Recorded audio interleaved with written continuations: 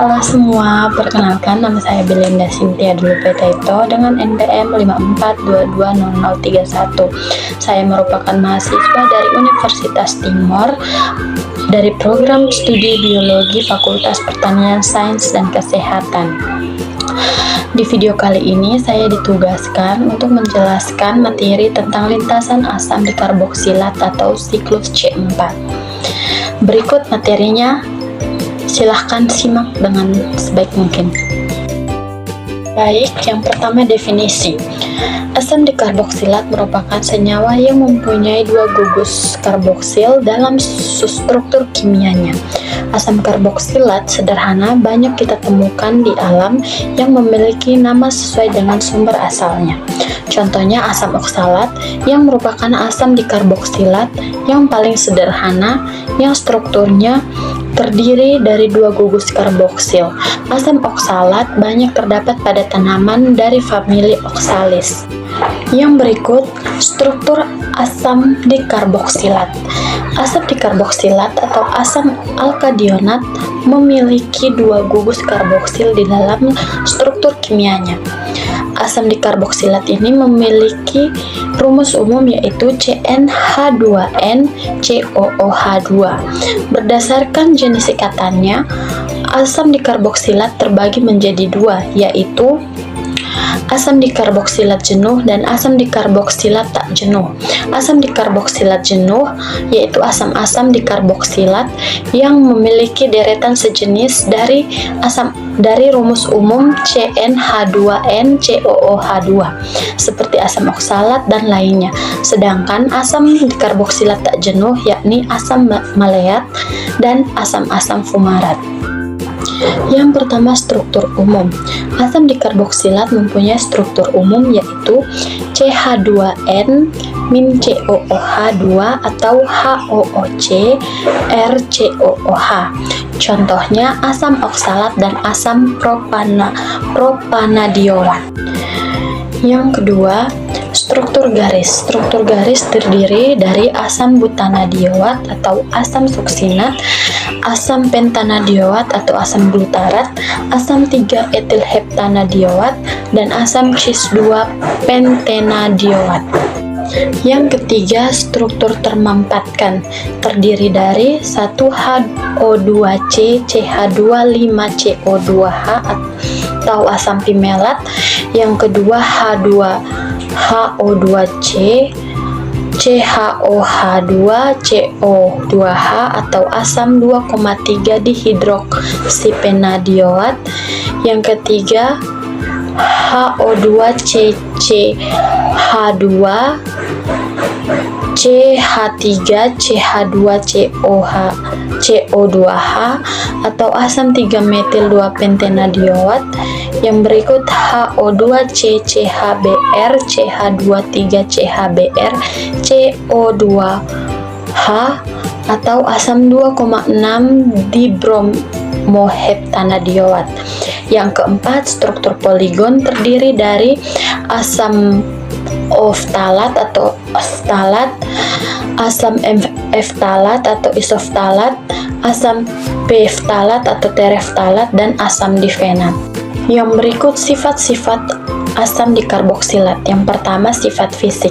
Sifat fisik dari asam dikarboksilat umumnya berwujud padatan berupa kristal atau bubuk. Kebanyakan senyawa asam dikarboksilat seperti asam oksalat berupa padat dan berwarna kecuali etil malonat yang berwujud cairan tak berwarna dengan bau buah-buahan yang sedap. Asam dikarboksilat yang mengandung atom karbon yang berjumlah genap memiliki titik leleh yang sangat tinggi dan kelarutan dalam air rendah dibandingkan dengan atom karbon yang ganjil. Yang kedua, sifat kimia. Asam-asam dikarboksilat mempunyai gugus fungsional yang berbeda dengan asam-asam karboksilat, di mana asam-asam dikarboksilat tersebut sering menunjukkan sifat kimia yang unik pada umumnya. Sifat kimia dari asam-asam dikarboksilat dengan asam-asam karboksilat sama, namun ada beberapa yang berbeda. Keasaman pada asam dikarboksilat lebih besar dibandingkan asam-asam karboksilat. Hal tersebut dikarenakan asam-asam dikarboksilat memiliki dua gugus karboksil, di mana keasamannya akan bertambah menjadi sangat asam. Makin dekat jarak antara dua gugus fungsi, maka akan semakin kuat pengaruh keasamannya. Asam-asam dikarboksilat dapat mengalami dikarboksilat bila dipanaskan akan melepaskan CO2 dengan lebih mudah. Yang berikut pembuatan asam dikarboksilat. 1. Oksidasi alkena. Sikloheksana dapat dioksidasi dengan menggunakan katalis MnO4 dengan pemanasan akan menghasilkan asam adipat.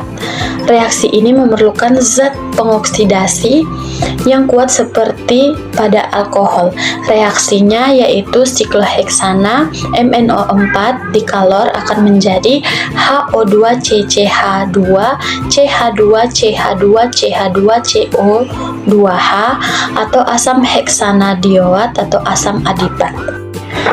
Yang kedua, oksidasi rantai samping aromatik. Asam-asam dikarboksilat aromatik dapat dibuat dengan mengoksidasi rantai samping alkil pada cincin aromatik.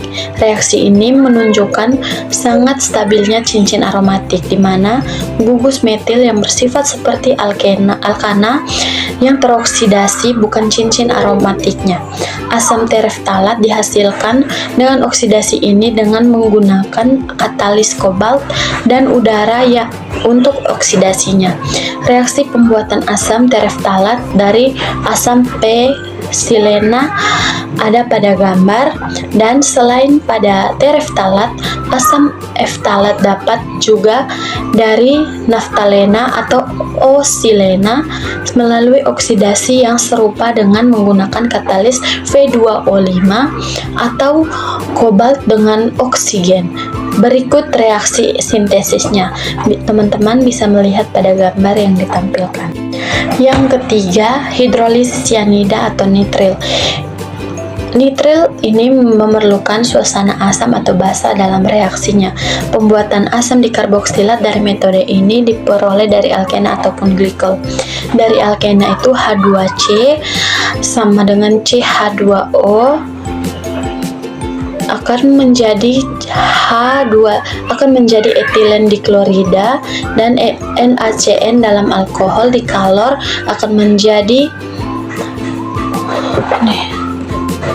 suksinometril, dan dikalor lagi menjadi asam sukronat.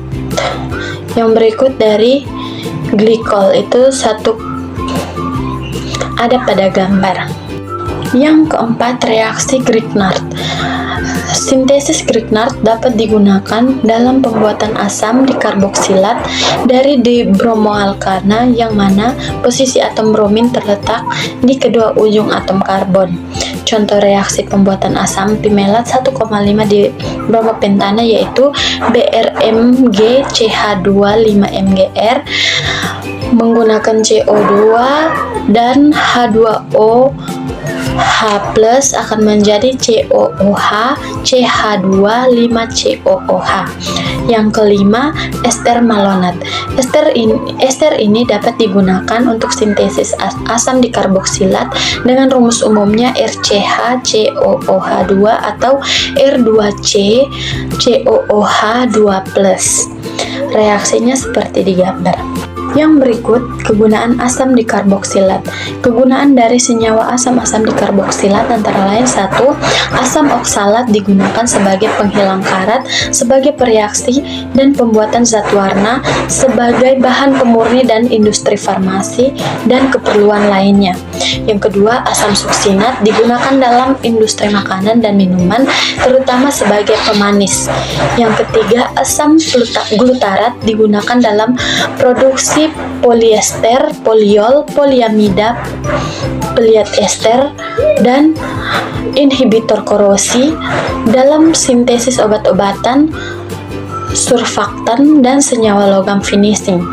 Yang keempat, asam adipat digunakan sebagai monomer untuk produksi nilon melalui reaksi polikondensasi dengan heksametilena diamina membentuk 6,6 nilon sebesar sebagai reaktan untuk membentuk komponen pemelastis dan pelumas dalam bumbu makanan sebagai penyedap rasa. Yang kelima, asam suberat digunakan sebagai plastikizer, pelumas cairan hidrolik, kosmetik, lilin. Selain itu, asam suberat juga digunakan dalam sintesis poliamida dan resin alkit, serta digunakan sebagai perantara untuk aromatik, antiseptik, dan bahan lukisan. Yang keenam, asam tereftalat digunakan sebagai bahan dasar yang diperlukan untuk pembuatan serat sintetik dakron. Yang ketujuh, asam eftalat sering digunakan dalam industri terutama sebagai bahan baku untuk sintesis zat-zat organik lain seperti plastik, beberapa zat warna, resin, dan beberapa insektida. Kesembilan, asam dodekanadioat digunakan dalam produksi nilon, poliamida, pelapis perekat, gemuk, polyester, zat warna, deterjen, dalam antiseptik dan wewangian. Asam ini sekarang diproduksi oleh fermentasi alkana rantai panjang dengan strain tertentu dari Candida tropicalis. Inilah materi yang saya bawakan. Kurang lebihnya saya minta maaf dan terima kasih sudah menonton. Nah.